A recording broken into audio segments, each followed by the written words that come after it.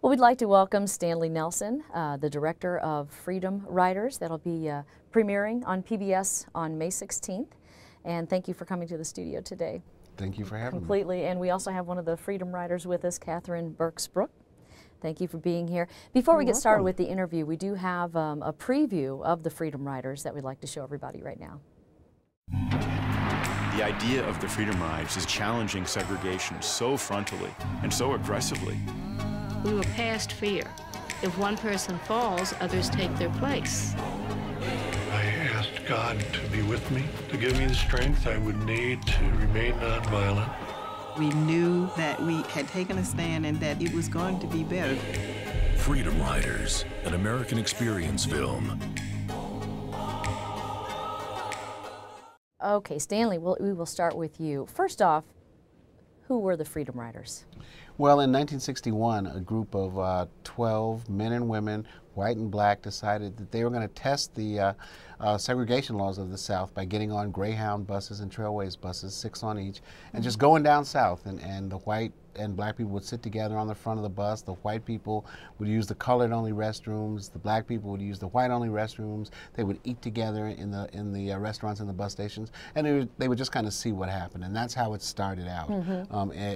They were eventually beaten and so badly that they had to kind of give up and turn back. And then another group of Freedom Riders from Nashville joined in. They just didn't stop. They just kept going. Yeah, that's part of the wonder of the story. What made you get involved in the directing of this documentary? Well, I thought it was an incredible story, and it was a story that people don't know and didn't know. But it was also a chance to kind of look at one piece of the civil rights movement, one piece of the beginning of the civil rights movement, in kind of microcosm. You know, we kind of tended to look at it as this huge thing, you know, the civil rights movement, right, and not really take pieces of it and dissect it. And I think that each story is really fascinating and really interesting. And this is a story that has so many kinds of ups and downs and twists and turns. And, you know, it has a piece of the Kennedys in Washington and Martin Luther King and the Freedom Riders kind of on the ground in Alabama and Mississippi. I just thought it was an incredible story.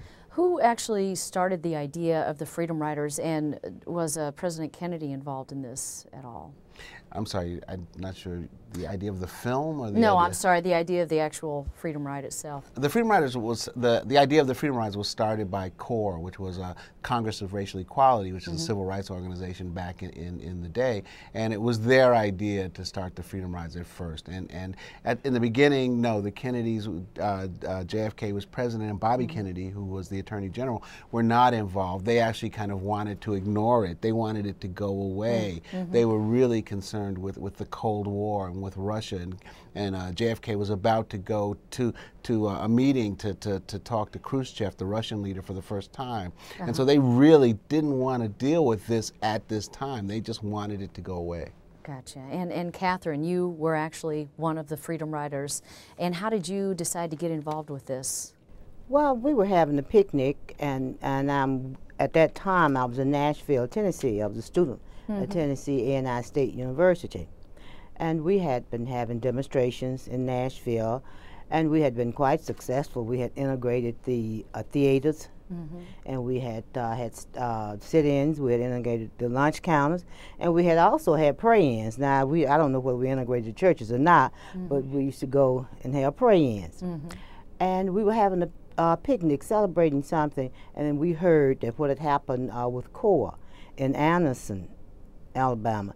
And one of our members from Nashville was also with that first group with CORE, John Lewis. But at that time, he was back in Nashville. And so we decided that it must go on. And we stopped our little picnic and went and had a meeting and decided that we were going to continue to ride. We felt that it shouldn't stop. Did you realize at the time the importance of this and the risks that were involved? Yes, we did, quite. And I think we could do it because of our demonstrations there in Nashville, and we didn't have the fear that some of the others, may have had. What are some of the memories that stand out to you during the ride? Bill Harbor was with us, and Celine McCullum. That was one of the white girls. We had 2 whites with us, and Jim Swerd, of course, and John Lewis, and of course Bernard Lafayette. Oh, you know, I hate to start naming. No, that's okay. What are some of the memories as far as the ride itself, and once you got to your destination, what was the reception like? Well, one that I don't know how I forgot him, and which we eventually married, Paul Brooks. One of the things that stands out right front, well, when we left Nashville, you know, we decided that we wouldn't sit together, you know, black and white, and not even to the front, because our point then was to get to Birmingham. Right. And then on into Montgomery, we would, you know, get in front, and the whites would mix. But Bull Connor met us at the city line and stopped the bus, and Jim Swerd and Paul Brooks decided that they would sit together, and he told them to move, and they refused to move. They were down front, and he took them off and carried them to jail. Of course, that sticks way out of my mind. And eventually, he arrested, when we got to Birmingham, all of us. He took us out of jail that second night, said that he was taking us back to Nashville, Tennessee, and I refused to get in the limousine, and I just stretched out on the floor. We were taught that if you don't want to participate, then you go limp. So I went limp. He had some of his guards to pick me up and take me to the limousine. And I think that was my first time probably really seeing a limousine. That's not getting in one to ride. And the trip that I thought was to Nashville was quite interesting. Yeah. Old Bull and I had fantastic conversation all the way. It was not hostile. And so everybody, you know, got a little relaxed. I was on the front seat, and Bull was next to the one in the driver.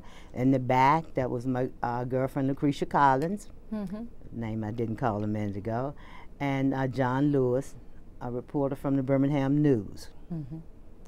And we had conversation, and I even invited him to have breakfast with us at Fisk, thinking that we are going to Nashville.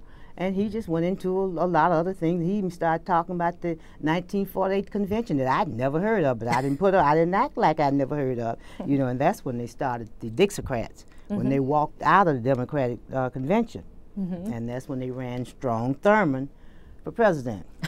I told them they was wasting our tax money. So you know, that's the truth. Yeah. Because you know we were paying tax for them, and paid tax on that building that they was having that meeting in. And so it was that type of conversation. But when we got to this little town on the state line, I think in Ardmore, Alabama, stopped. It was 2 limousines. Stopped the limousine. They got out and threw our luggage on the track, and told us to get out, and pointed to a building and said it was a train station, and we could get a train back to Nashville. Now here I am thinking that we are going to go back to Nashville, although, you know, I'm knowing in my mind that we would be back in Birmingham as soon as we could get a car or get a bus. So, but I couldn't let Bull have the last word. And I told Bull Connor, you know, he was our city commissioner, and we down there just called him Old Bull. I told him we would see him back in Birmingham by high noon. Now, some of the younger people don't know what I mean when I say high noon, but see, during that time, we watched a lot of cowboy movies. Right. And if something was going to happen, then, you know, it was going to happen by high noon, or you're going to be out of town or in town. So I told him we'd see him back in Birmingham by high noon. But that was not a train station. It was a warehouse. Okay. But we did find, eventually we found a black family. And they eventually let us in. The man, of course, had a little fear. And I said, you all, let's talk loud and wake up his wife. And we did. And she said, let them children in here, and I can almost hear her now.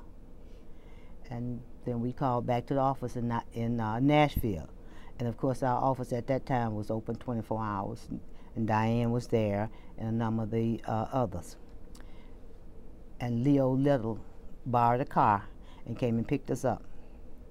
And then we headed back to Birmingham. We got back to Birmingham by 3, but you know, we didn't make the high noon.